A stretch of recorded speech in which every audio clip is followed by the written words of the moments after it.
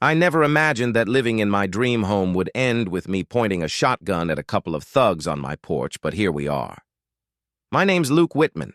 I'm a former Army engineer now working in civilian aerospace remotely. I'm not the kind of guy who likes drama, and I sure as hell don't do HOA meetings.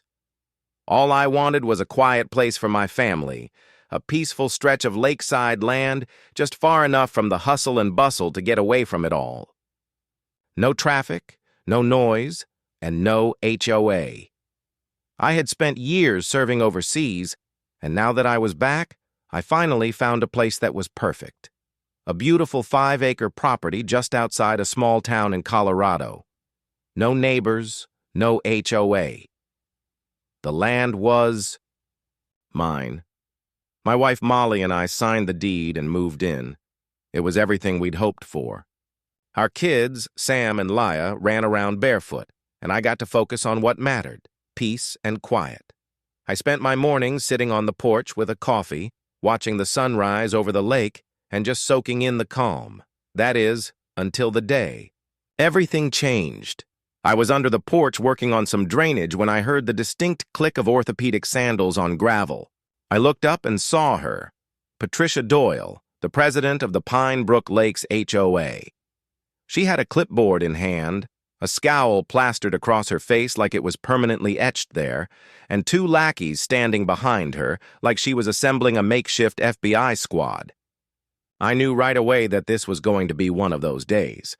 She introduced herself with that tone that said she expected me to be impressed. "Good morning. I'm Patricia Doyle, president of the Pine Brook Lakes HOA," she said, like she was some kind of royalty. I wiped my hands on a rag, trying to be polite. "Nice to meet you. What can I help you with?" I asked. And that's when she dropped the bomb. "We're conducting routine compliance inspections," she said, stepping toward my door like she owned the place. I stopped her right in her tracks. "Ma'am, I'm not part of Pine Brook Lakes. I'm outside your jurisdiction," I told her calmly. She blinked like I had just told her the sky was green. "That's unlikely," she said. "All parcels in this zone are under HOA oversight per our latest amendment." I couldn't believe it. I stood my ground. "You can amend your newsletter, all you want, but my deed says I'm independent. The county confirmed it." I wasn't backing down. Her response? She huffed, muttered something about people always finding loopholes, and walked away. I thought that was the end of it. Boy, was I wrong. Over the next couple of weeks, I got 3 separate notices from the HOA. One was about my grass being a 1/4 inch too tall, another about my mailbox being the wrong shade of black, and the third about my garbage can being visible from the street for a whole 45 minutes after collection. All of these notices had Patricia's signature on them, complete with a smiley face at the end, like this was all just a big joke. But I wasn't laughing. I complied with everything, didn't want to make a fuss. But something told me this was just the beginning. Then came the HOA meeting, where Patricia proposed a new rule requiring all animals, including service animals, to be registered with the board and to wear HOA-approved identification. I raised my hand and politely explained that this directly conflicted with the Americans with Disabilities Act. Her response? She cut me off and told me, "Federal laws don't override community standards." I couldn't believe my ears.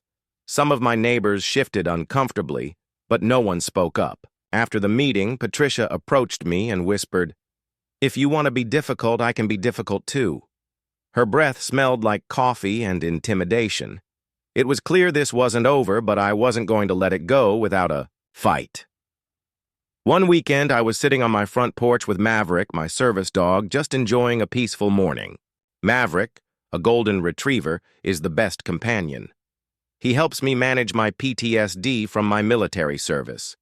He was resting at my feet as I read the newspaper when suddenly a shadow fell across my lawn.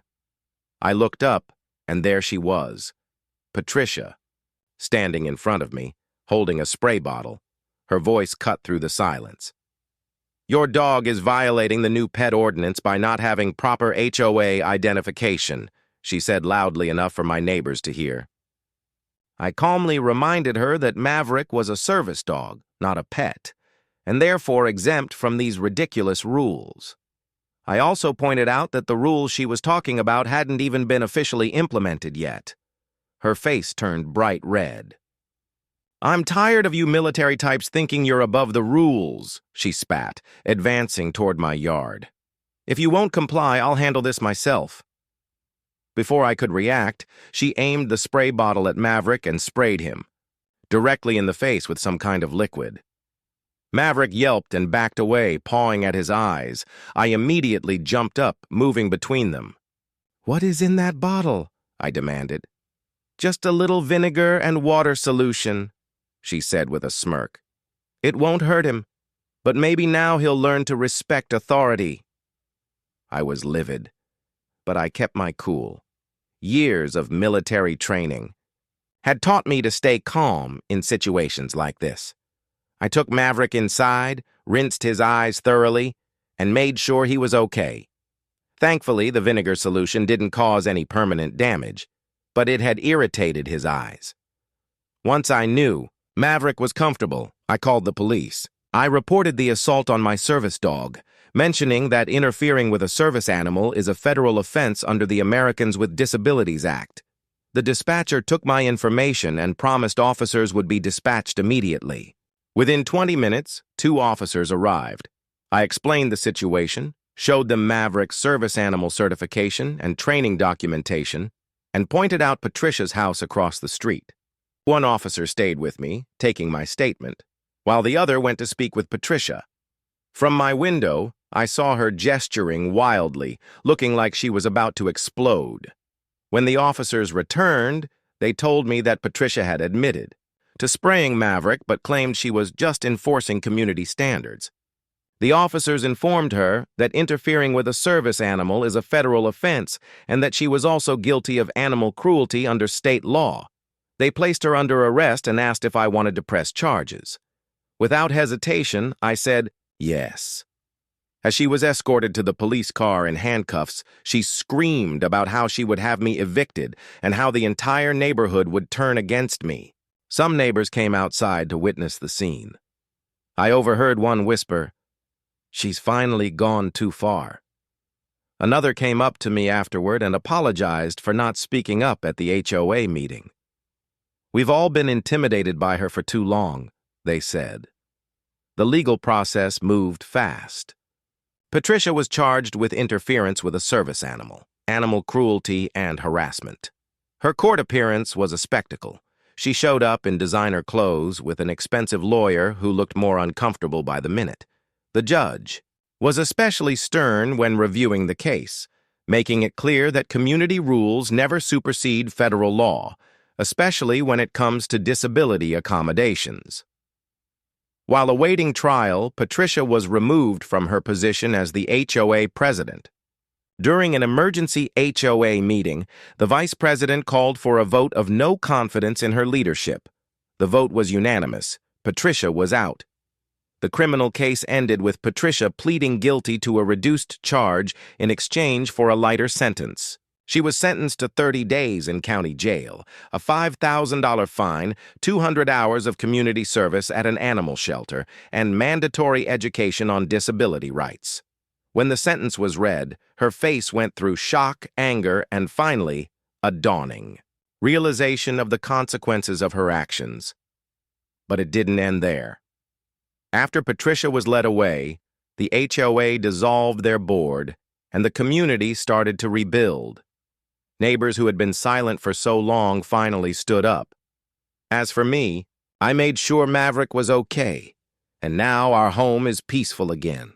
We've installed motion-activated cameras and even had a small engraved plaque made that reads, "This land is legally and forever mine." And last week I hung a sign at the front gate, "Trespass and meet Dad's shotgun." Sam read it and finally laughed. I smiled, looking out across the lake. Peace had been restored, but the question I'm leaving with you is, was I wrong to stand my ground?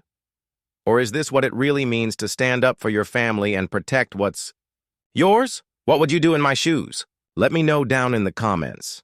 And if you've ever dealt with a rogue HOA or a neighbor who thought they could take advantage of you, I'd love to hear your story. Don't forget to like, subscribe, and share, because sometimes it's the quietest people who will make the most noise when pushed too far.